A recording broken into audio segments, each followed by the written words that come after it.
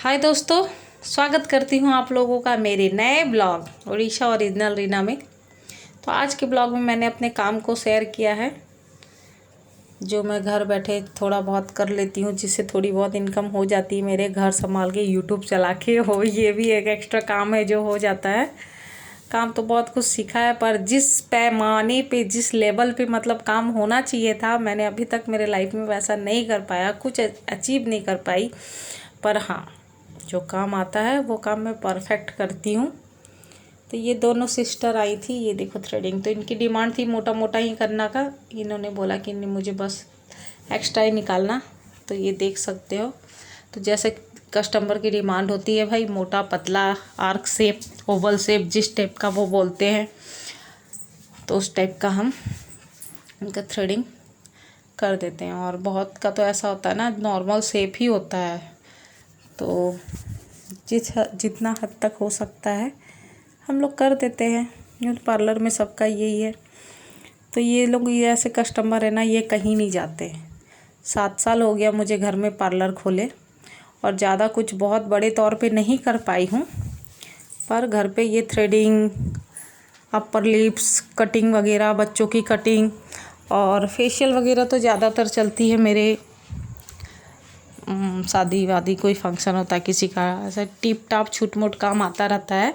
और करवा चौथ पे बहुत अच्छा काम चलता है, इतना कि मैं संभाल नहीं पाती हूँ अकेली।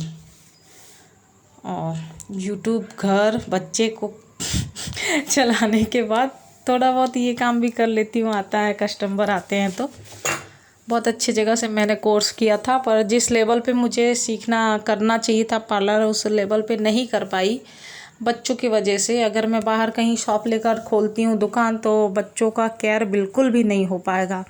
छोटे छोटे बच्चे हैं मेरे, खिलाना करना सब कुछ करना पड़ता है ना उनका। मैं 1 घंटे भी यूट्यूब पे लग जाती हूँ तो भी मुझे लगता है कि मैं उनको टाइम नहीं दे पा रही हूँ। होमवर्क करवाना टोटल काम है ना, तो इस वजह से मैं घर पे ही छोटा मोटा करती रहती हूँ, सेटिस्फाई रहती हूँ।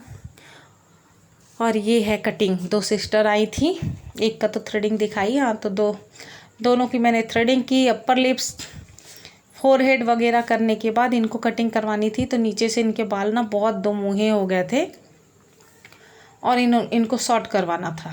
तो इनकी बड़ी दीदी ने बोला, मैं लेंथ इतना निकाल दो जितना पूछ था। इन्होंने बोला कि नीचे जितना पतला बाल है आप वो निकाल दो। तो कोई नहीं, मैं कस्टमर की डिमांड पे जैसा बोलते हैं वैसा कर लेती हूँ। उनको दिखाई कि इतना लेंथ चलेगा, तो वो बोले हाँ ठीक है। तो जितना भी बोलते हैं उससे 1-2 इंच ना लॉन्ग ही रख के कट करना चाहिए, क्योंकि बाद में कटिंग करने के बाद तो शॉर्ट हो ही जाता है। और स्टेप जाएंगी इनकी, तो स्टेप में थोड़ा बाल तो थोड़ा निकलते ही हैं स्टेप में।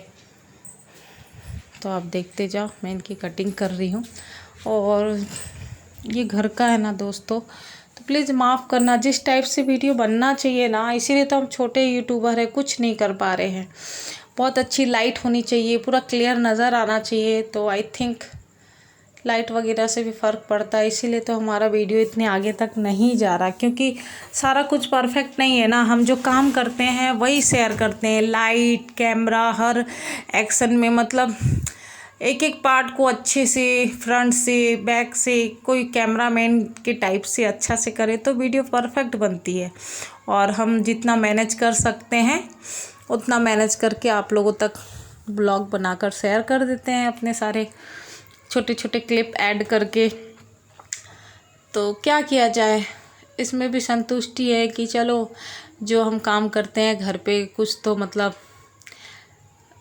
शेयर करने से कुछ मोटिवेशन मिलता है कि हाँ, लाइफ में कभी भी ना बैठना नहीं चाहिए। अगर कुछ काम आता है, हुनर है आपके पास, तो कंटिन्यू रखो उसको।